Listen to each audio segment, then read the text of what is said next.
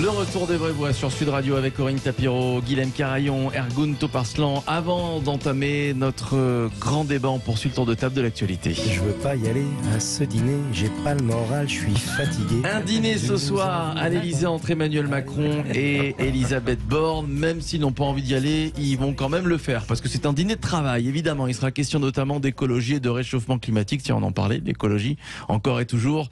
Elisabeth Borne, au plus haut dans les sondages, 40% de popularité. On va en parler dans un instant avec le politologue Luc Gras qui va nous rejoindre dans quelques instants, mais j'aimerais avoir votre avis, Corinne Tapiro, Ergun Toparslan et Guilhem Carayon. Alors qu'est-ce que vous attendez, tiens, Corinne Tapiro, de ce duo Macron-Borne, puisque c'est vraiment la vraie rentrée depuis les élections. Du dîner ou non, de pas la du suite dîner, du dîner. Non. De la suite, bon, ils sont là pour conduire les affaires de la France. Ils ont été portés par les voix des électeurs, donc qu'ils fassent leur travail, qu'ils le fassent correctement. Je voudrais bien qu'ils arrêtent de faire de la com pour la com. En revanche, moi, je peux leur suggérer quelque chose auquel ils n'ont pas pensé sur le pouvoir d'achat. Il y a 526 millions d'euros qui dorment dans les foyers en pièces et billets de francs. Oui. Ce serait bien de les réinjecter dans l'économie et de permettre aux gens d'aller les échanger. Ça leur donnerait un petit peu d'air. Ça coûterait moins cher à l'État. Mais d'une autre manière, je pense qu'ils ont un vrai dossier sur lequel ils ne se penchent pas, c'est celui de la sécurité. Parce que le rôle de Darmanin de faire des interventions à coups de menton et à coups de tweet, je trouve que c'est très peu productif et c'est pas très concret pour les Français. Et ça, c'est un vrai sujet qui est un vrai sujet de préoccupation. Ouais. Alors ce soir le dîner officiellement c'est tout autre, hein. C'est réchauffement climatique, écologie, mais j'imagine que peut-être des relations. Que d'autres sujets vont être abordés. Guilhem Carayon. Non, vous l'avez dit, la cote de popularité de Elisabeth Borne vient de passer au-dessus de celle d'Emmanuel Macron. Oui. Et c'est marrant parce qu'à chaque fois que Macron voit son Premier ministre qui a sa cote de popularité qui lui passe au-dessus, il a plutôt tendance à s'en méfier, à s'en inquiéter. Et avec Philippe, ça avait été, je pense, le début de leur mauvaise relation, le début de leur relation glaciale. Et ça avait été sûrement une des causes de sa révocation. Non, je crois que Macron n'a pas vraiment de raison de s'inquiéter d'Elisabeth Borne parce qu'elle ne perce pas dans l'opinion. Elle est peut-être appréciée par les gens qui la connaissent, mais en réalité, on le disait tout à l'heure, elle n'est pas connue du grand public. Elle est première ministre de la France, elle n'est pas connue du grand public. Et c'est quand même vraiment inquiétant pour le débat politique, parce que ça veut dire que les gens se désintéressent complètement du débat public. Les gens n'admirent plus leur politique comme ils les admiraient il y a encore 40 ans. Elisabeth Borne, elle fait techno, elle paraît plutôt insignifiante. Quand on regarde plus précisément sa cote de popularité, les adjectifs qui reviennent le plus souvent, c'est ça, c'est le fait qu'elle est fade, c'est le fait qu'elle est insipide, distante, austère. Il y a une époque, moi je m'attends pas à ce que le Premier ministre soit quelqu'un d'extrêmement charismatique, extrêmement jovial, mais il y a une époque où les politiques, ils étaient respectés. Parce qu'on savait qu'ils étaient bons, qu'ils faisaient avancer le pays. Aujourd'hui, moi, je m'inquiète du fait qu'ils sont plus du tout respectés. Et c'est d'ailleurs pas un hasard s'il y a des élus parfois qui sont agressés. C'est pas un hasard. Parce qu'ils avaient un bilan aussi. Ils avaient un bilan à défendre. Par exemple, Pasqua, il avait un bilan à défendre sur pas mal de sujets. Je prends Pasqua parce que c'est un des plus tonitruants. Luc Gras va nous rejoindre dans quelques instants. Il est avec nous. Je donne la parole dans un instant. Luc Gras, juste avant Ergun Toparslan, vous a pas entendu sur donc la cote du popularité d'Elisabeth Borne, ce duo donc Macron-Borne qu'on va voir à l'œuvre. Après, nous, on pense que c'est un duo complémentaire. Tout d'abord, par rapport au parcours politique d'Elisabeth Borne, on savait qu'elle méritait d'être connue un peu plus, du coup, par l'opinion publique. Elle a fait, je pense, un bon démarrage avec notamment un discours de politique générale qui était très réussi, alors qu'on l'entendait pas. Et je pense que pour ceux qui la connaissent, elle va en surprendre plus d'un au niveau du travail, au niveau des propositions.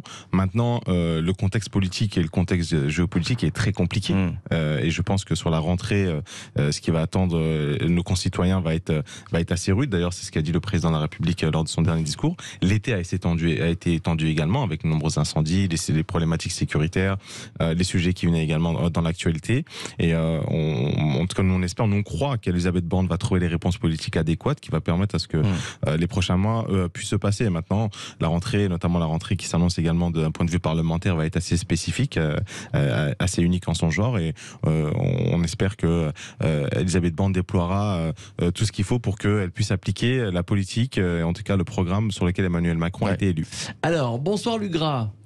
Bonsoir. Bonsoir à vous. Alors, déjà, sur la cote de popularité d'Elisabeth Borne, est-ce que finalement la Première ministre ne surfe pas, même si elle est au-dessus du chef de l'État, sur quand même la cote de popularité d'Emmanuel Macron, puisqu'elle n'est pas très connue, Elisabeth Borne, du grand public?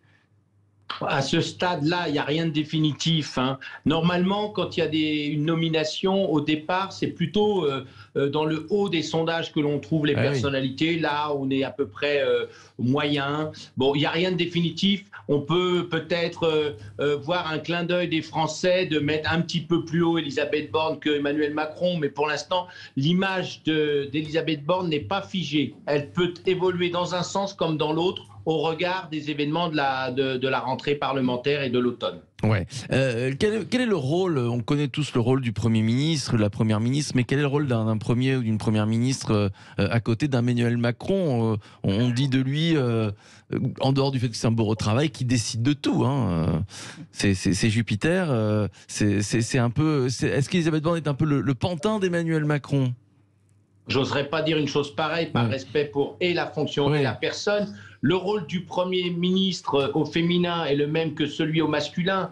Le président, normalement, sous la Ve République, donne les grandes orientations. Il a une vision pour le pays, charge au Premier ministre, en vertu de la Constitution, d'appliquer ces orientations et de rentrer dans le détail concret. Donc vous voyez bien que c'est un poste extrêmement exposé, puisqu'on a pu parler d'une sorte de fusible au service du président de la République. Pour l'instant, on est au début.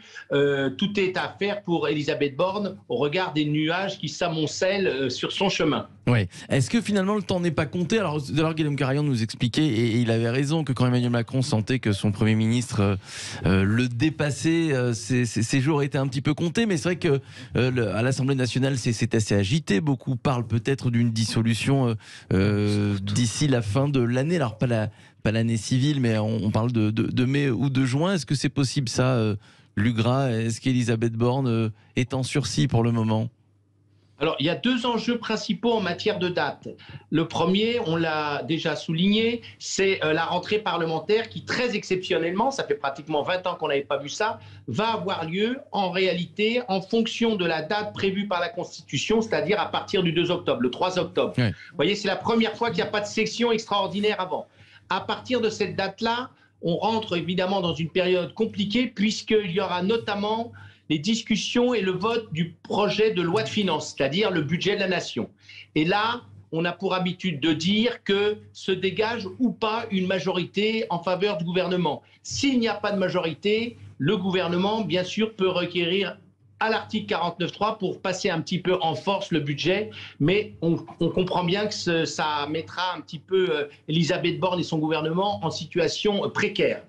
La deuxième chose, c'est évidemment que cette situation politique de majorité relative au Parlement, une sorte de cohabitation au sein du Parlement, met ce gouvernement dans une espérance de vie probablement plus courte que habituellement. Encore que certains gouvernements, et le dernier d'une première ministre femme avec Madame Cresson en 92 a montré qu'il n'y avait pas besoin de cette situation-là politique pour ne pas durer. La question, c'est à quel moment Emmanuel Macron peut espérer reprendre la main en dissolvant l'Assemblée? Certainement pas pour l'instant. Il dissout l'Assemblée. Aujourd'hui, il sera en difficulté. Donc c'est à lui de remonter sur son aventin, de laisser faire Elisabeth Borne en souhaitant qu'elle se révèle au contact des difficultés des Français pour essayer de durer un petit peu et à ce moment-là seulement envisager une dissolution opportune pour ramener une véritable majorité à l'Assemblée nationale. Alors, est-ce que vous êtes d'accord avec l'analyse de Lugras, Corinne Tapiro, juste après Guillaume Carayon? Dans l'ensemble, oui, mais je trouve un peu sévère avec Elisabeth Borne parce que d'abord, elle n'a pas eu le temps de faire ses preuves, de montrer quelque chose. Bon, elle a fait un discours de politique générale, quelques textes qui sont passés assez rapidement, puis ça a été les vacances. Donc, on n'est pas en capacité de juger sur pièce. En tout cas, on a l'impression qu'elle dirige son gouvernement, entre guillemets, mais elle a quand même quelques fortes têtes et quelques grands inconnus. Et la difficulté, c'est non pas seulement elle qui est inconnue du grand public, c'est quasiment l'ensemble de son gouvernement. Et je trouve que c'est quand même une vraie difficulté pour intéresser les Français à la politique. Ergun Toparslan.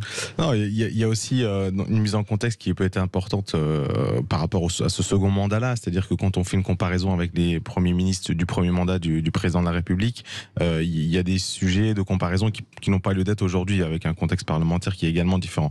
Et surtout que notre pays a besoin d'une vraie stabilité par rapport aux enjeux qu'on connaît et qui vont arriver avec l'hiver. C'est-à-dire que aujourd'hui, quelle est la première force, on va dire, de Vladimir Poutine, son influence à l'étranger, la déstabilisation des démocraties occidentales. On le voit qu'à chaque fois il y a une opportunité, il y a des gens qui sont très proches de lui qui s'engouffrent là-dessus. La semaine dernière, ne serait-ce qu'avec la première ministre de Finlande, on voit que derrière il y a des raisons un peu bizarres. Donc nous on a tout intérêt à garder notre stabilité le plus longtemps possible, même s'il y a une majorité relative à l'Assemblée nationale. On a vu qu'on a réussi parfois à trouver des solutions pour faire passer des textes.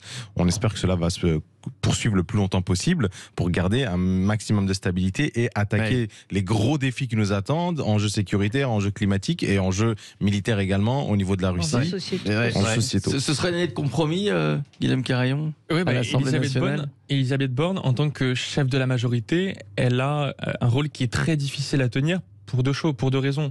D'abord parce qu'elle a une majorité qui est hétéroclite. On le voit sur les jets privés. C'est celui qui a pas allumé la brèche, c'est plutôt Julien Bayou, mais celui qui en a parlé juste après, c'est Clément Beaune, ministre d'Elisabeth Borne, qui dit il faut réguler les jets privés.